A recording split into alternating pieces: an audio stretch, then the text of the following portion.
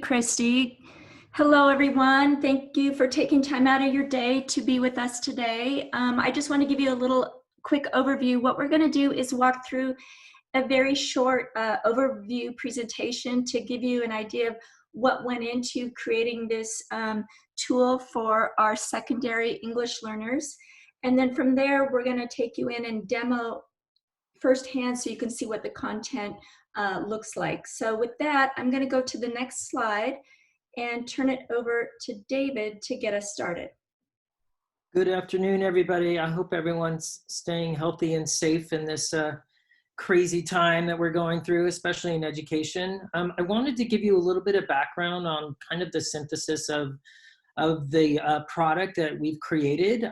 It was really kind of out of some research that I was doing in middle and high schools.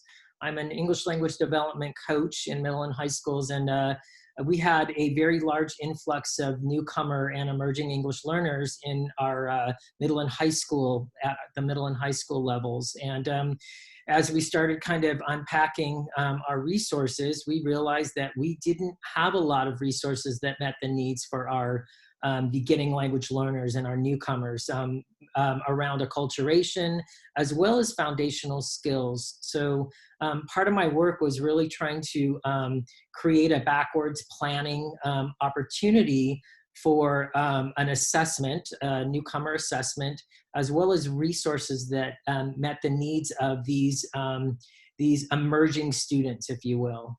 We also realized that, as I started kind of unpacking the resources in our district and across the state of California and in other areas, we looked all over, we didn't get a lot of really useful summative informative data that really informed or gave teachers some explicit next steps for building language opportunities for their newcomers. So that was just kind of the synthesis around our work. Okay, so I'm going to talk a little bit about the entry and exit assessments and how those were put together. So you'll hear us throughout this, and when we demo it as well, we'll talk about these three buckets: the foundational literacy skills, collaborative listening and speaking, and language function and construction. So in each one of those buckets, there's a total of 25 questions. And one thing that we did is that's very different than your state standardized testing across the US is we essentially just put one standard per question. The reason that we did that was once educators can go in and view the reporting from the assessment, it gives you a clear indication down to the skill level what that student may or may not know. So, and then we do have more than one question with that single standard embedded. So just to kind of summarize, foundational literacy skills has 25 questions, collaborative listening and speaking 25, language function and construction 25. So it's very much an encompassing assessment, both the entry and the exit. Although we didn't intend for a student to sit down and take this robust 75 question assessment all at once. The nice thing about being online and going at your own pace is a student can start with foundational literacy, get through question number 7, and then the next day or the next time they log in, they'll pick up right where they left off.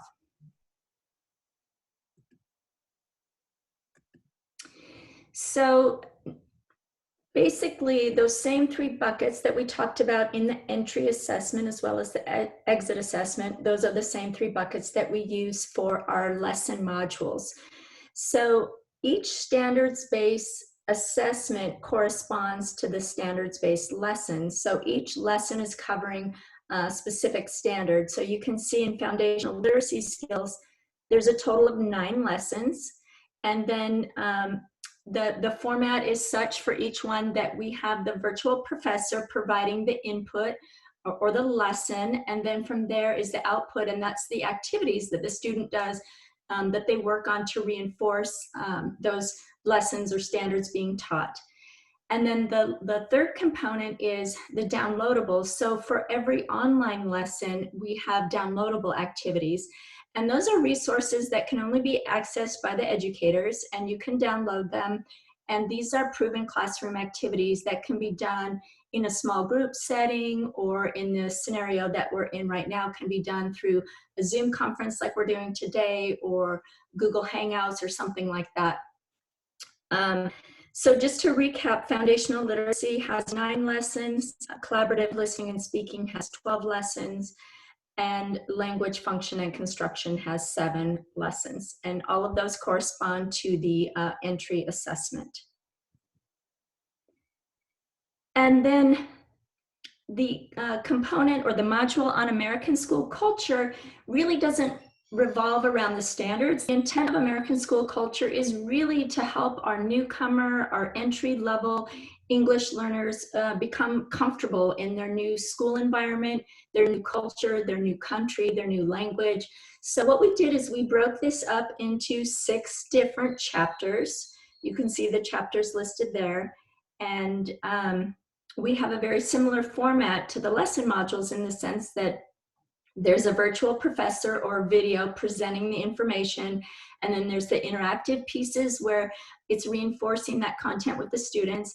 And then we also added a vocabulary section, vocabulary builder, for each one of these chapters that again is video content with the virtual professor and the interactive components, but this is scaffolded vocabulary around that specific chapter topic area just to help them build their functional vocabulary. And the last piece about American school culture is we have that video content in both English and Spanish. And there's also, I failed to mention, there's also the downloadables for that too. So for each online chapter, there's a downloadable activities that, again, teachers just have access to, and they can use it with their students in a small group setting. And David, if you want to talk a little bit about, that was, we were referring to ELD Level 1, and I'll let David give you an overview of our ELD Level 2 coming soon. So ELD Level 2 is basically just kind of picking up where we left off with ELD Level 1. We had such amazing feedback from our teachers teaching our newcomers or our beginning or emerging language level learners. But we also have a surplus of students that are long-term English learners or in that expanding intermediate level that still have some gaps in their English language development. So our ELD Level 2 is actually just kind of, it's a standards-based program, much like ELD Level 1, a lot more rigorous. What we did was we started really looking at content integration. So a lot of the aspects of those language skills have integrated science, social studies, and math. Topics, themes, things that our students are going to get in the class setting as they move through their classes throughout the day in different disciplines. We also have an advanced foundational skills section that focuses on digraphs, complex vowel combinations, spelling patterns. We're looking at suffixes, really a lot of those things that we have an idea as English, if we are just an English speaking, if English was your first language, we kind of know or have an idea how those rules work. Well, that's not always a transferable skill for our English learners. And unless it's explicitly taught, then it's very difficult for the students to actually own some of those transferable skills. So that was one of our big perks to our English language Level 2. Great, thanks, David. Okay, I'm going to switch gears here and take you into the program itself. So I'll just do it from the beginning here. This is our, whoops, the URL. And I'm going to log in up here. I have a demo account as a teacher. And I just want to reiterate that when a student or a teacher logs in, essentially you see the same thing. The only difference is with the teacher login, you have access to reporting and you have access to the downloadable activities, whereas those components are hidden from the student users. So let's kind of start off. We'll use the same flow as we did for the presentation. We'll talk about the entry assessment. So as we mentioned with the entry assessment, there's those same 3 buckets, the foundational literacy skills, there's 25 questions, collaborative listening and speaking, 25 questions, and language function and construction, 25 questions. So I'm going to take you in and just give you a feel for what a couple of the standards-based assessment questions look like. So we'll start here. Look at the picture and listen to this sentence. Angela went to the library to check out a book. Which word below can be used to replace the name Angela? She, he, it, they. So the student will make their selection and go to the next assessment question. You can see it's another question on pronouns. Look at the picture and listen to the sentence. John likes to eat ice cream after school. Which word below can be used to replace the name John? So one thing I wanted to point out is that we really tried to be cognizant of equity of access for the students, so providing picture support, the text, as well as audio support. And so those are just a couple sample questions for you to see. And now I'm going to go back to home. So we were just in the entry assessment, and we were in the language function and construction bucket. We looked at a couple questions. So now let's go in and look at the lesson modules. So once again, we have those same 3 buckets, and I'll just take you in to let you see. So if I click on foundational literacy, you'll see for foundational literacy, there is a total of 9 lessons.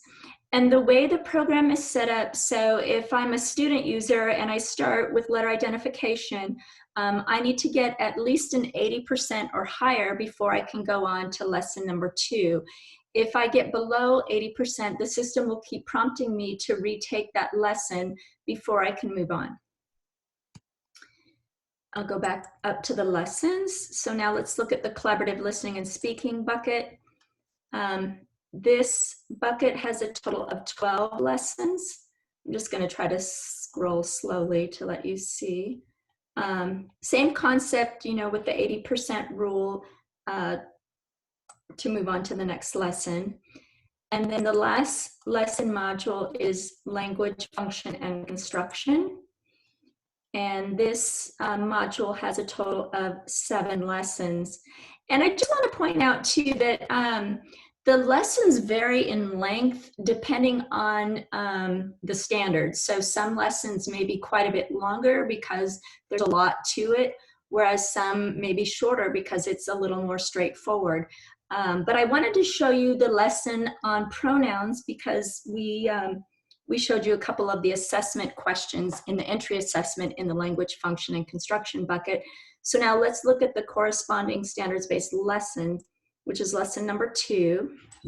And I've been in here quite a bit, so you can see, I got to jump around my quiz navigation so I can start at the beginning. One thing you can do too to make your video screen larger is you can click the X and you can have your video be the whole screen.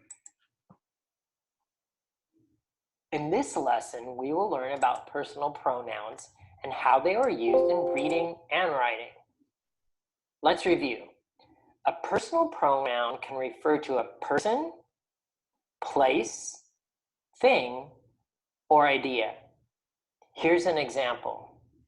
The boy walks to school. He walks to school. The pronoun he is used to rename the noun boy.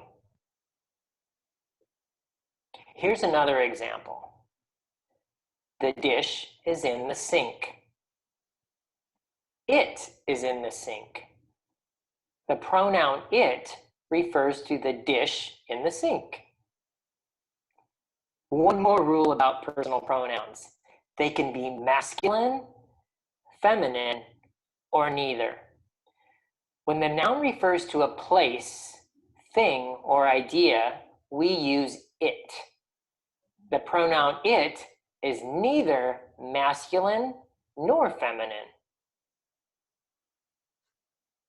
Okay, so that was an example of the video input by the virtual professor that I was talking about before. And then we get to the interactive pieces. So here you can see a standard T chart with the noun and then the applicable pronoun to the right with the instructions. Look at the pictures below. Choose the correct pronoun. And your student will go through and make their appropriate selections. One thing nice about this too is that if anytime, somebody's having difficulty, they can always go back up and rewatch the video.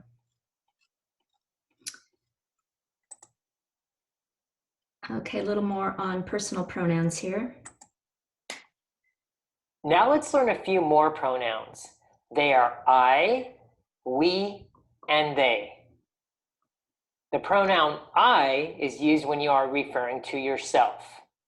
For example, I like to read. The next two pronouns are plural as they refer to more than one person. The pronoun we is used when you are referring to yourself and others.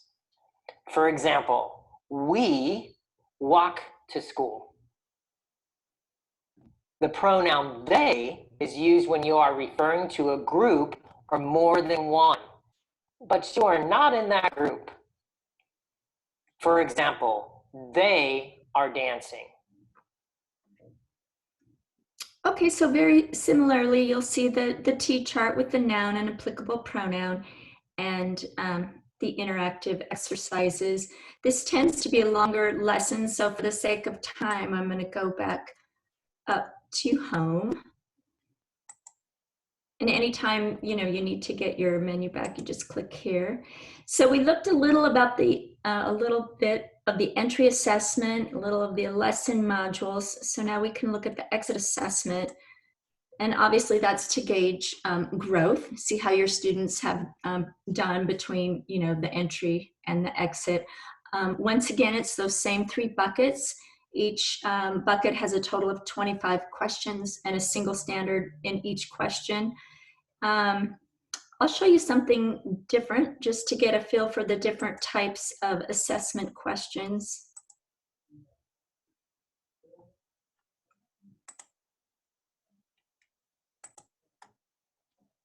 Bees make honey. A beekeeper collects the honey. First, the beekeeper collects the honeycomb from the beehive. Next, the beekeeper puts the honeycomb in a machine called an extractor.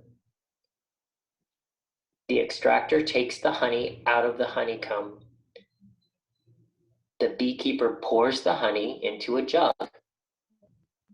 The honey must sit for 12 hours. Finally, the honey is put into jars or containers. Now the honey is ready to eat. Which sentence below expresses an opinion about the work of a beekeeper? So the student can either read or listen to the audio support for their answers. One thing I wanted to point out that's different than state standardized testing, where it might be proctored and they're read the passage once. Students have the visual support and they're also able to watch this video more than once to really try to discern what they're being asked before they answer the question and move on to the next page. So I'm going to go back up to home here and pull up my menu.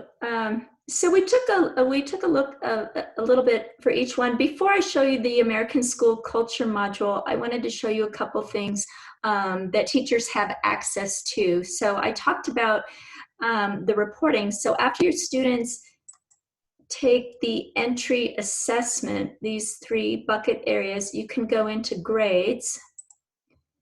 And this is a demo account, so unfortunately I can't show you real data, but the grader report is useful because you can see your students and each section, and then if you select this little magnifying glass, it'll give you more details. So I'll click on that, and what it shows you is in this one, the red items, of course, are the ones that are missed. And if you scroll down, you can actually see the question, that was missed. And then the other, let me go back one. The other tab that's very helpful is a student report.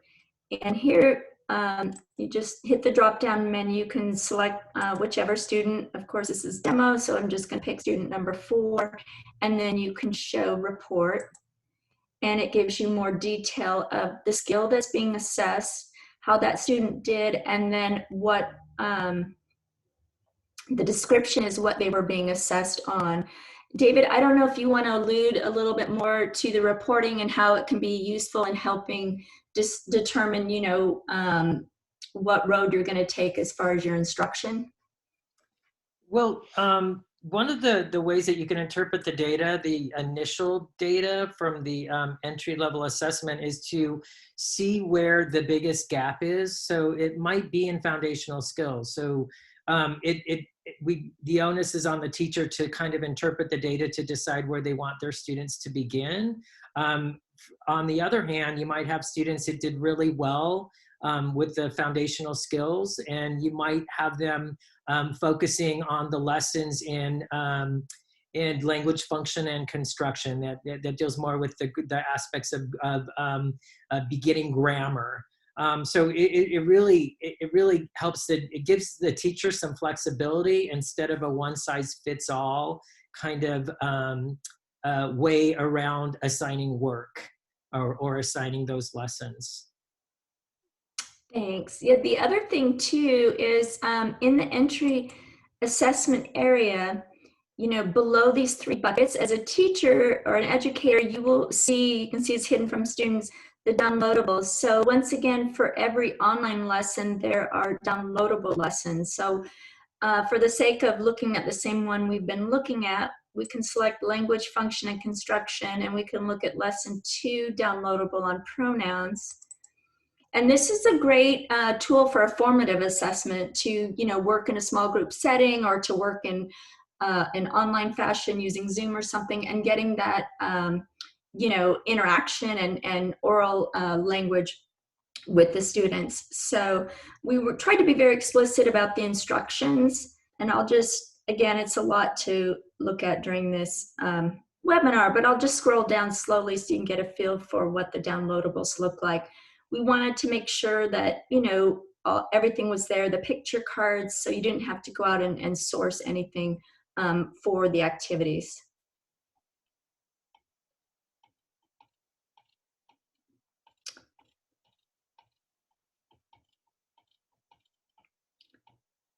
So, it starts out with just putting in the applicable pronoun, and then it gets to more writing skills where you use the image and you create a sentence and you have, a word bank of the pronouns. So you get the idea. It's pretty long, but let me close out of here and go back. Jen, can I just add to that? Sure, please.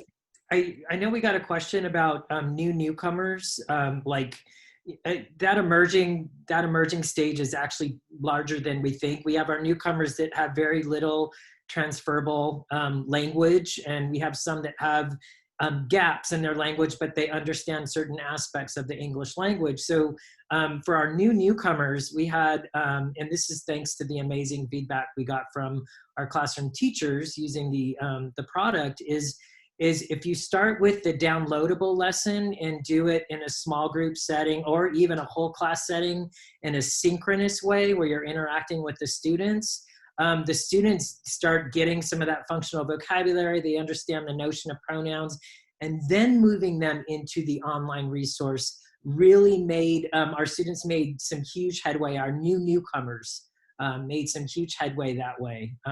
Just kind of giving you a little bit of feedback around those downloadable lessons. And also those downloadable lessons are not to be taught. It's not a one-shop stop there. These downloadable lessons can be taught over the course of a week, and they are really rich. They've been vetted by our teachers, and just a lot of incredible input from our educators. So hats off to all of you. Great, thanks, David. Okay, so the last module, I'm trying to be cognizant of time here, is the American school culture. So once again, as I mentioned in the presentation, really our intent here was to help the newcomers really become more comfortable in their new environment, as well as gain some functional vocabulary. So there's 6 chapters. Every chapter has a very similar layout in the sense that the video content, they can select English or Spanish. Then there's the interactive component that reinforces the input. And then the last component is the vocabulary builder, which also consists of video input and interactive exercises, is essentially scaffolded vocabulary. So these are the topic areas. So school day, school rules, class participation, school resources, where to go to get help, morning break and lunch, American holidays and traditions, and extracurricular activities. So I'll just take you into one so you can see it briefly. Let's look at American holidays and traditions.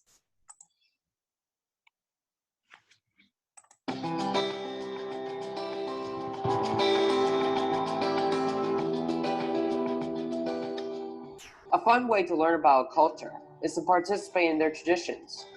Here are a few key holidays that Americans celebrate. But remember, school is closed on some, but not all. January 1st is New Year's Day. The night before is called New Year's Eve, and that's when people attend parties and celebrations that last throughout midnight. On New Year's Day, there's a famous college football game known as the Rose Bowl. Friends and families often get together to watch the historic Rose Parade that happens before the game and the Rose Bowl game on TV. New Year's Day is also a time of creating New Year's resolutions, which are promises to yourself to improve in a particular area, such as exercising more or being nicer to your sister.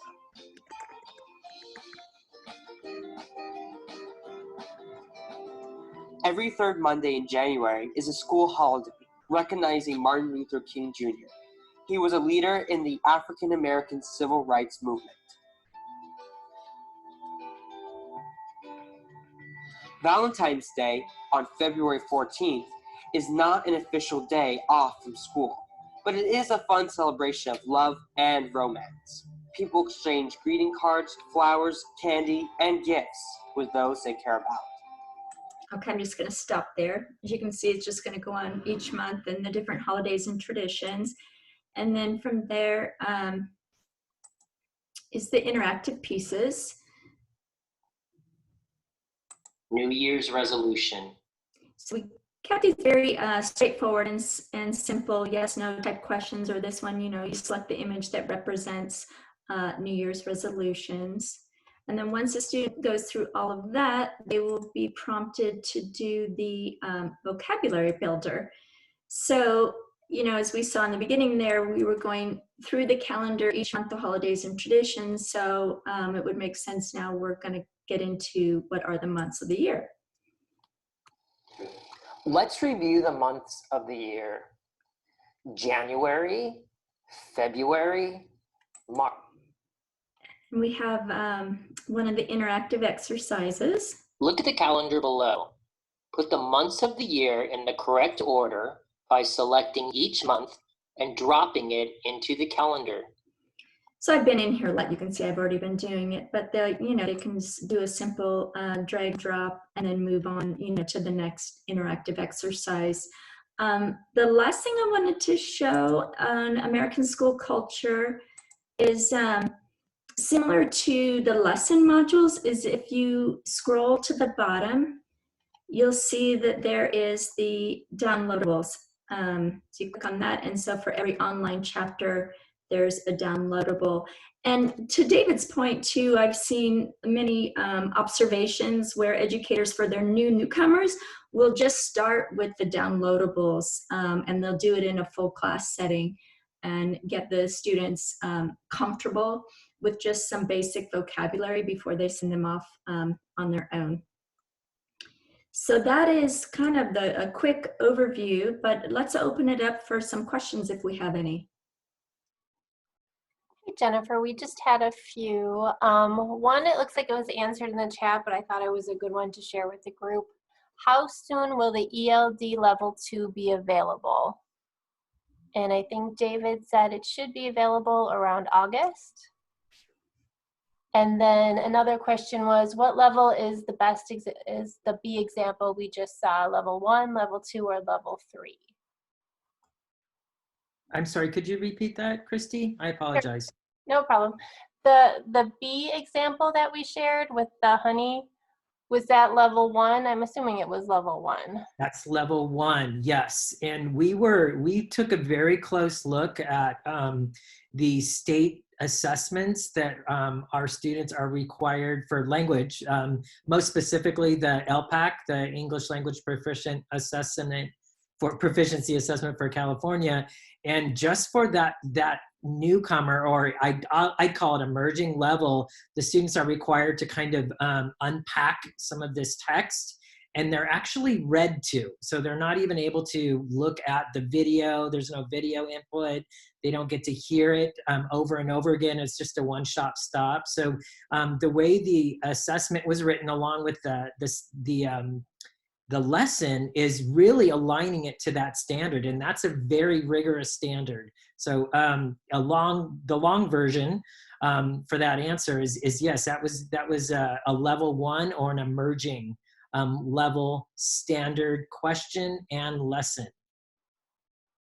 Okay, and then another question is, are there translated text of what is being said in the videos for total beginners or closed captions in English? Jen, do you want to? Yeah, no, I can take that. No, we don't. It does not have closed captioning capabilities. What we try to do for our English learners is all the video content, when you're watching it, the key vocabulary that we're trying to have them take away, that will come up on screen. That text will come up on screen in addition with the corresponding image, so they can associate the image with the, the auditory and the written text at the same time. Okay, and then there was one question that asked if we could take a look at level 2. Well, I can answer that. Level 2 right now is in production, so we're not really in a place for us to, showcase it yet. But it is going to be out this coming school year, so it'll be ready for, the 2020-2021 school year. But it's in the midst of being in production right now, so it's in a sandbox. I can't really, showcase it. Okay, and then, sorry, it just keeps moving. Will other languages be added, like Arabic or others? Do you want to take that, David, or I can take it? Well, for the American school culture, Spanish was kind of the predominant language that we were working with, and I realized that out of equity, we have multiple languages in our school districts. The English language development assessment itself, it's really not what we find students doing is a lot of translating. So initially, when our students were taking the level 1 assessment, they were translating everything. They were using a Google Translate option.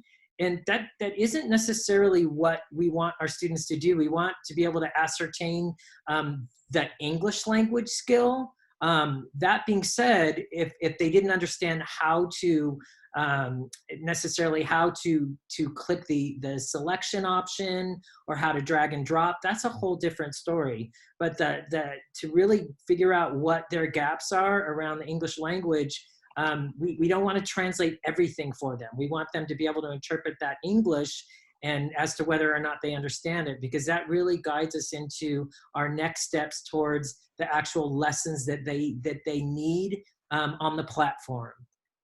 So we can't, we've taught our students how to translate a lot, but remember, this is teaching language, English language development. It's not necessarily translating a concept around math or social studies, so to speak. So this is driving language development. And sometimes that gets a little muddled. So I hope that answered that question.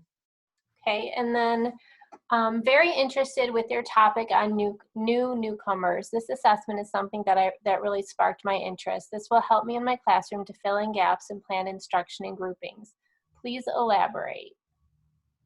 So our newcomers are our students that have very, for example, in our district, we have numbers of students that are refugees that have very limited schooling, or if any. So one of the ways that we use this program is we started with building that functional vocabulary using the American school culture components, lots of picture vocabulary. We focus predominantly on the foundational skills piece, letter identification, sound symbol relationship, directionality. All of those pieces are built into that foundational skills. The downloadables especially, so the students are interacting with the teacher, so there's synchronicity there, and then moving them into the actual lessons themselves around foundational skills. At that point, we did do some. So think about the level 1 assessment as you don't have to give them that entire assessment if at all in 1 week. So you might just assess them on their foundational skills and just work within the program there. And that way you're using some of those downloadable lessons.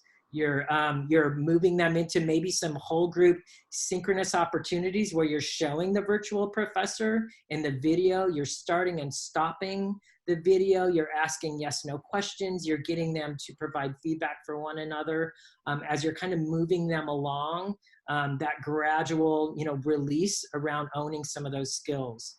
And that's what we really wanted this to be something that was dynamic, in that teachers are able to make instructional moves and decisions based on the needs of their students. And we know even within that that emerging or that beginning level language, students have multiple language skills, or they don't have any at all around English. So I hope that answered your question somewhat. And feel free to email us. I would be happy to add a little more to that when we're not trying to push our time into 30 minutes. It looks like that was a great explanation. The next question is Spanish the only other language that is translated? Yeah, I'll answer that. So in the American school culture, what we did actually before we officially launched this as a commercial offering, we piloted with many districts across the U.S. And what we heard, for the school culture piece, because the school culture piece isn't around, the standards and English language development standards, it's more around getting them comfortable in their new environment. So we heard from so many educators that they really wanted the video content in Spanish as well. So we went ahead and updated it based on the numerous requests that we have, and we recognize, I think we all know Spanish is, widely spoken in the U.S., but we don't unfortunately have the capability to have the video content in, numerous languages for this culture. I'm sorry. The next question is, are there teacher guides of suggested steps of teaching, etc.? There are. So we have a use the program considerations guide, and it's really explicit. It helps you take a look at, depending on the type of beginning level ELD student that you have, how best to use the program. So it's really broken out into chunks, and it gives a lot of good guidance. Okay. The next question is, do you offer a free trial so that we can get a closer look at the lessons? Yeah, so I was going to say that, and that kind of is a good segue into my last slide here, is that if you do have more interest, or you want to learn more, or you potentially want to do a trial, then definitely please reach out to your Studica representative, and they will work directly with us. And so there can be an opportunity to pilot the program. Your Studica representative can also provide pricing or anything else that you may need. We are doing an offering right now because we felt like we wanted to do something to help our educators supporting English learners during this really difficult time. So we are offering the American School Culture module for free. And that is free now until the end of this school year. And so at the end of this, I know Christy from Studica will be sending out an email with information, but there's a form that you essentially fill out to get that process started if you want to take advantage of the free school culture module. Okay. And the next question, in August, will the ELD license for students include both level 1 and level 2, or will there be different licenses for each level? So that's a really good question. So the way the pricing structure works is on a user basis. It's an annual per user basis. However, there's volume discount structures. So the nice thing is let's say you have a combination of X number of students of ELD level 1 and X number of students for ELD level 2. You can take those combined numbers to get your volume discounts. But they are separate programs in the sense that, you know, students will have a login license for whatever program you designate they need, whether it be ELD level 1 or ELD level 2. Okay, and then is newcomers the same as SLIFE students? As SLIFE students, David, do you want to take that? Could somebody elaborate on that acronym? That's SLIFE, SLIFE students? I am not aware of that acronym. And I know we have a lot of different verbiage for how we designate our students or identify them. I don't know if that person can just... I'm sorry, it's students with limited or interrupted education. Yes. So those are, we have many of our immigrant students that are, yes, the SIFE students with that, yes. And this is where we have really varying degrees of language acquisition. We have some students that in the language function and construction area, they have acquired enough English skills, but completely lack any foundational skills for some reason. So they've adapted in some way. And so their needs are different. And so again, a long-winded explanation or response to that is yes, absolutely, our SIFE students. Okay, and then I might have already read this one to you guys, but are the ELD 1, level 1 and level 2 combined, or are they separate? Oh yeah, you did, Christy. Okay. Yeah, sorry, no problem. We answered that one. And then someone asked about the title of a book. I wasn't sure about that one. I don't recall a book. So I'm not sure, but if you want to elaborate on that, and you can email me at info@studica.com and we can try to look into that for you. Other than that, I just had one last question.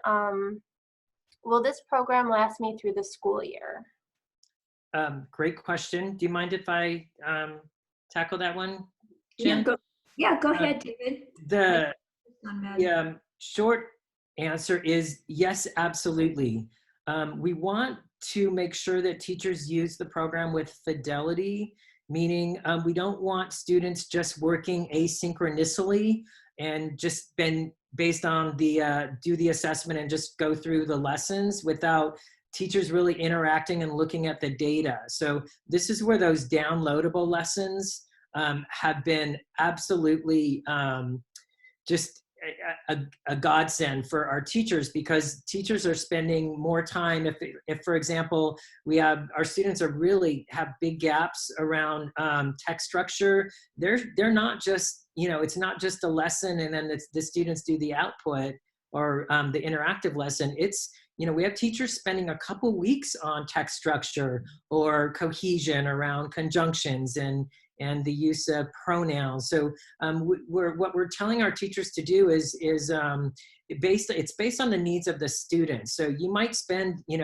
a couple, 2 to 3 weeks on a certain language function versus just kind of pushing them through the program. And in those cases, we have, our teachers have used it with fidelity for, it's lasted over a year, about a year. So, and it really depends on the needs of the students and how the teacher is actually best utilizing the resources. Okay, thank you. It looks like that is the end of the Q&A questions. So I just wanted to take a minute. Thank you, Jennifer and David. That was a lot of information and it was very helpful. Well, thanks everyone for joining us. Appreciate everyone's time today.